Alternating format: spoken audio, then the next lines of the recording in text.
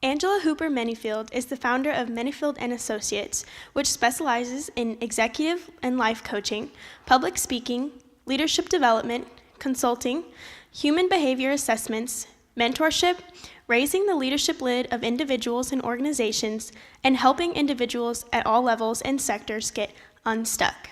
Here's Angela Hooper Manyfield in When It's Time to Move On.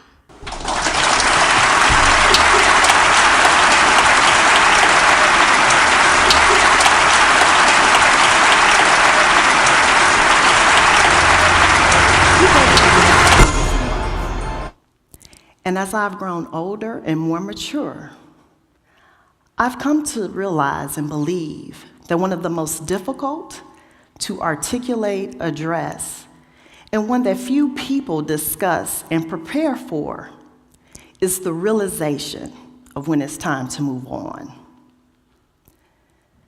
You see, an added struggle to this can be taking that leap of faith, trusting in your instinct, believing in yourself, and following your dreams. Because this move and step, it comes to us in various forms. I can't tell you the number of times I've had people share a story with me, and in that moment, it was tragic. It was the most terrible thing that had ever happened to them. They were laid off or lost their job. The love of their life had broken their heart. Or they had applied for a promotion that they didn't receive, or the college of their choice had rejected them. But whatever the story was, in that moment, this was the worst day of their life. The funny thing about it, though, was later, something better, greater, and more fulfilling came into their life as a result of it. Now, I don't have to tell you what their response was when the greater thing came. If they were a religious person, they said something like, "The devil meant it for bad, but God meant it for good." If they believed in karma, they said, "I'm reaping my harvest from all the good I've done in my past." Then there was, "Well, you know, one door closed and a window opened for me. And let's not forget, well, there's another bus coming around the corner every 15 minutes. I even had one mentor of mine say, "The universe set in motion and opened up things to relieve me from a stressful situation." So is it just me, or do you notice as well that most, not necessarily all, they only move on to the greater, more fulfilling thing when they're forced to do so? None of these people woke up on those days expecting a letter of rejection or hoping for it. None of them were wanting the love of their lives, so they thought, to break their hearts. None of these people were wanting to be fired. We know that most of these people would still be where they were had those terrible things not happened to them. Because in that moment, this is where they thought they wanted to be. So if this is the paradigm that we have for people moving on to better and more fulfilling things, where do we go for research, for examples of failures and successes, when we believe in our heart it's time for us to move on? Now, before I go further into this question, let me be perfectly clear. I am not speaking about situations when people's safety are in danger, when they are in dangerous situations, when they are working a horrendous job that does not meet their need or fulfill them. I'm speaking about situations where people are living lives that most of us would say is pretty good. If it's a job, the pay more than pays their bills. They like the people that they work with. They are viewed as competent. They like their clients and their coworkers. And if it's a relationship, they like the person that they're in the relationship with. Their partner or their friends are pleasant and they get along well. In other words, on a scale of 1 to 10, these people would rank their lives in this point in time as a 7, 7.5, as average to good. The issue is these same people have something inside of them that's nudging and nagging at them. Something that when they think about it, the more and more they do, they start to fall in love with it. They get a twinkling in their eye because they're starting to think about that thing that we would call their sweet spot. It's the thing that author Scott Fay says in the book, The Sweet Spot, when your purpose, your passion, and your plan, they all intersect. I describe it as it's that thing that even when you try to push it away, when it comes back to your thoughts, you get butterflies in your stomach when you think about it. It's that thing that we often say sometimes, if money wasn't an issue, I'd do it for free. It's that thing that when we have our most intimate thoughts, be it with friends or family, or we're journaling, or we're in thought and prayer, that we use the phrase sometimes and say, someday. Well, my question is, why someday? Why not today? Do we really need permission for our dreams? Have we gotten so comfortable with being comfortable that we're not willing to fight for the things that we love and desire? You see, I had to ask myself, was I just content with living a life that gave me what I want? Or was I willing to live a life that required everything of me? As my mentor and author John Maxwell says in his book, Intentional Living, did I only want to live a life of good intentions, or did I want to live a life that was intentional? Mediocrity is around us every day, and I was guilty of it too. We walk around and we continue to hope that things will get better.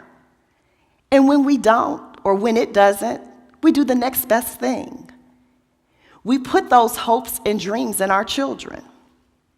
We want them to then carry out the things that we didn't have the courage to do ourselves. Some of us even have the audacity to get angry when our children want to live out their own dreams or live in their sweet spot. So the question then becomes, what are we willing to overcome and what obstacles are we willing to forego in order to live in our purpose? And for me, I had to decide it was any and everything. The other thing I figured out was the only way that we can be the best version of ourselves was that we had to change our belief system. Because none of us can outperform our current belief system. We have to change our belief system about our knowledge, our skills, and our abilities, and our legacy.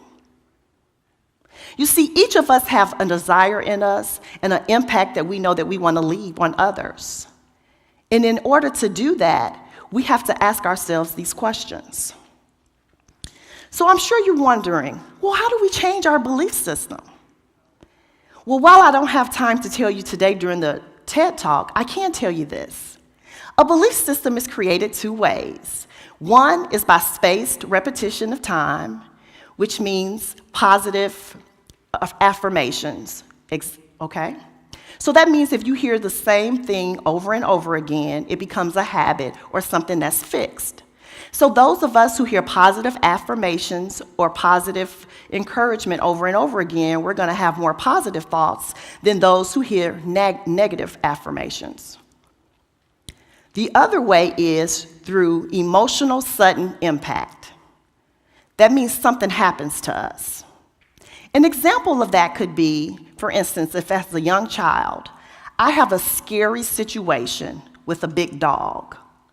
As a result of that, I'm now afraid of dogs. Or let's say the first time I fly on an airplane, it's very turbulent.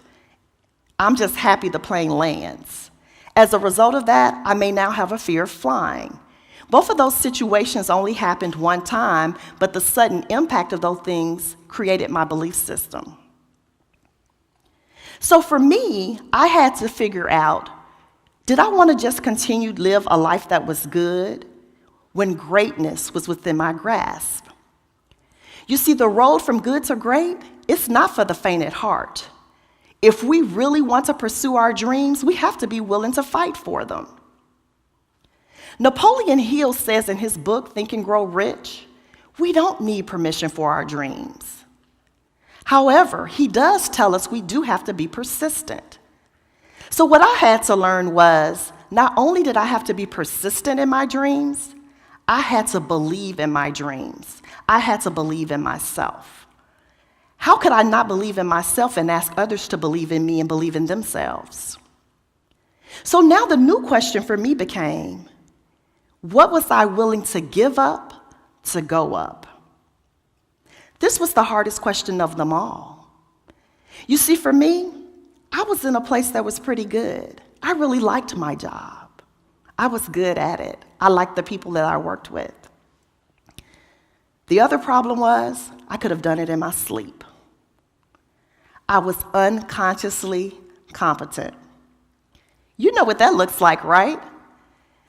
It's when, for instance, you drive in your car, and then you end up at your final destination, and you don't quite recall everything that you passed while you were driving there, or all the mechanics that you used to drive your car. The reason you can do that is because you're good at driving your car now. How you know that you are unconsciously competent when you drive your car? Because you're doing other things like putting on lipstick, eating a sandwich, changing the radio station. Well, that's what my job had become for me. So again, what was I willing to give up to go up? I had to acknowledge I could always get another job, but could I get another dream? So yes, I walked away after 27 years from my 9 to 5. This wasn't an impulsive decision. It was one that was made after much prayer and contemplation and discussion with my husband and financial planner. But I will tell you this, I did not let the need to know all the steps prevent me from taking the first step. I trust and believe that upon taking the first step, the other steps would be revealed to me. And so far, I have not been wrong. The other thing I will share with you is this. I did not let the need for perfection keep me from the good that I could do right now. Many of us require perfection before we take that first step. How you get good or how you get great is to start where you are. I took the good that I was already doing and I continue to work on it. Everyone needs a growth plan. If you're not growing daily, you will become stagnant.